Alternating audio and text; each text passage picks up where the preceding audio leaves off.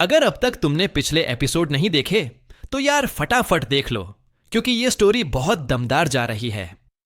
Episode की शुरुआत होती है सिम्यू से। वो आती है और बैठ जाती है, लेकिन तभी उसे एक कॉल आता है। वो किसी से कॉल पर बात कर रही होती है और सीन वहीं से कट होता है। थोड़ी देर बाद हम देखते हैं झंका, ग्रीस और बाकी सभी लोग काम पर जा रहे होते हैं। जनका कहता है, सब कुछ ठीक लग रहा है, लेकिन ये ट्रेनी बच्चा यहां क्या कर रहा है? मुझे पता है, मुझे इसका ट्रेनर बनना है, लेकिन अभी तक तो ये ऑफिशियली क्लीनर भी नहीं बना है।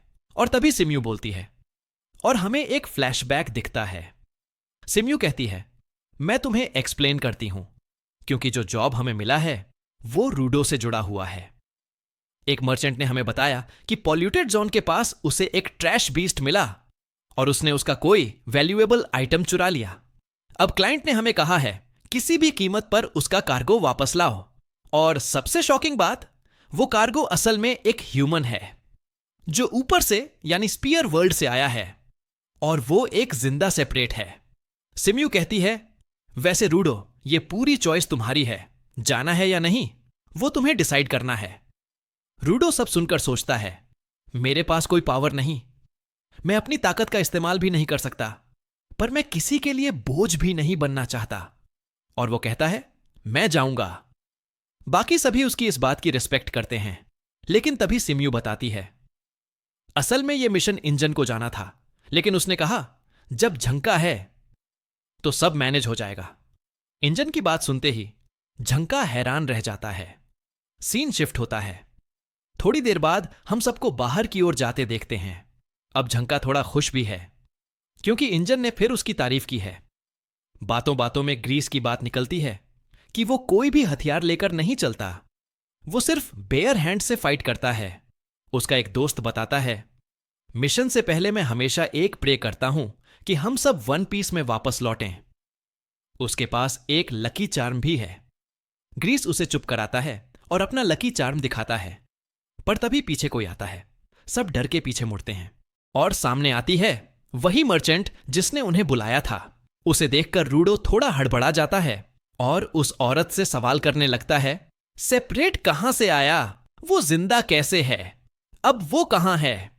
रूडो इतना ज्यादा परेशान था कि उस पर शक करने लगता है। तभी सीन कट होता है और हमें एक ऊंची बिल्डिंग दिखाई जाती है।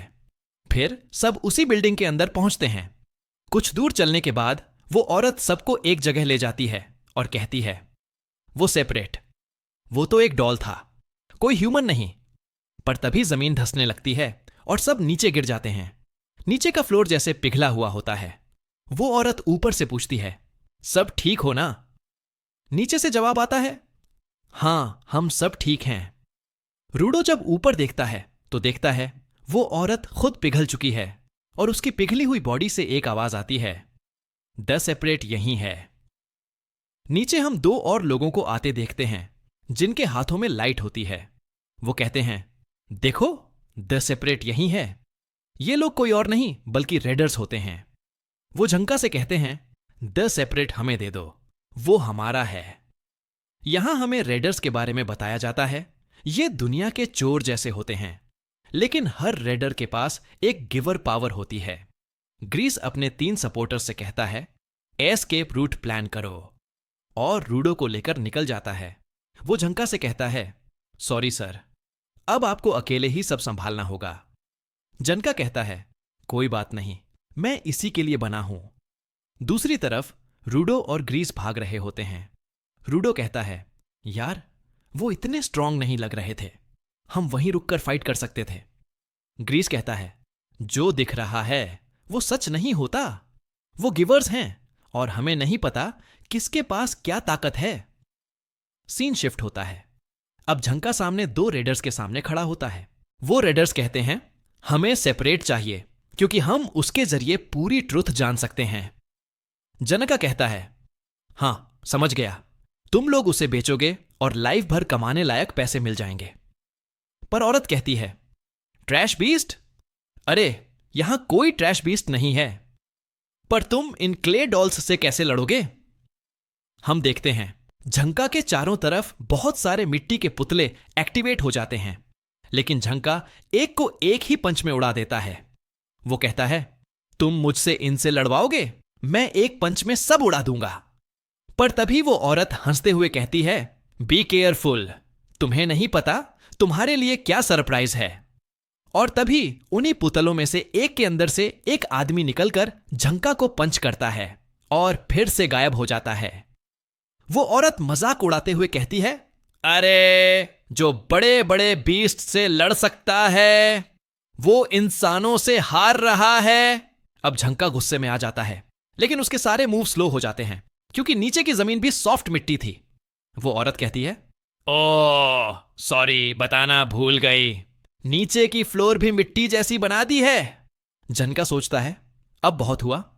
उसे समझ आ जाता है वो आदमी स्नो शूज जैसे कुछ पहने हुए है जिससे वो तेज मूव कर पा रहा है। अब झंका अपनी स्टिक से जमीन पर वार करता है जिससे वाइब्रेशन होता है और उसे आसपास की हर चीज की पोजीशन पता चल जाती है।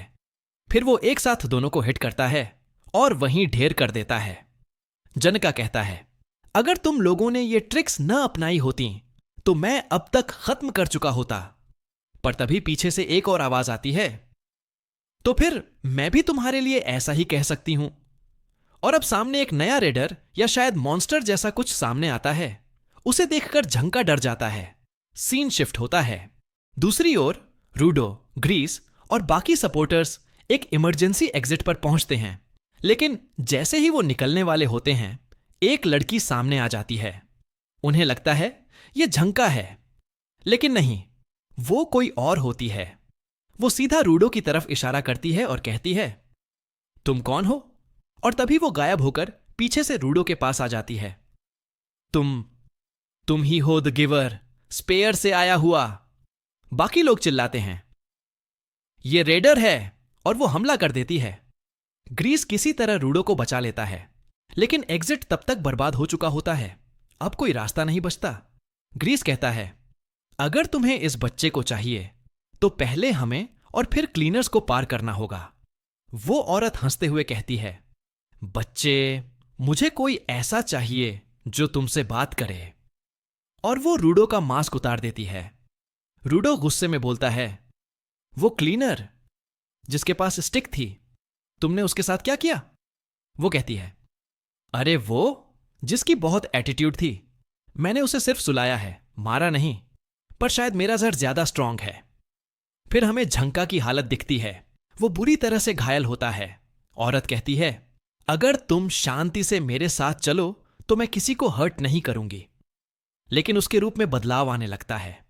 सपोर्टर्स उसे रोकने की कोशिश करते हैं, पर वो दोनों मिलकर भी उसे एक भी हिट नहीं कर पाते।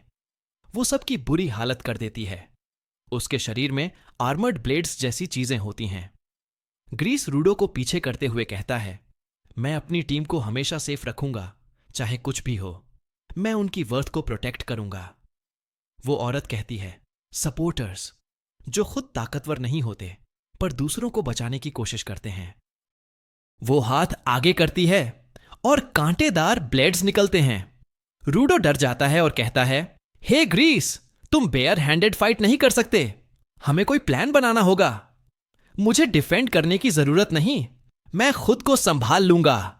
वो ग्रीस को हिलाने की कोशिश करता है, लेकिन तभी औरत बोलती है, बच्चे, परेशान मत हो, वो पहले ही मर चुका है।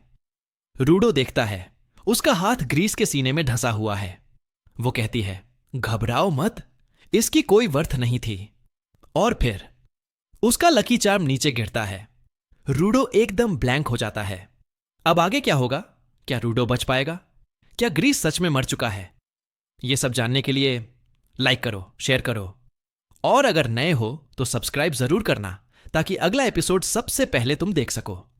Thank you so much. Stay tuned.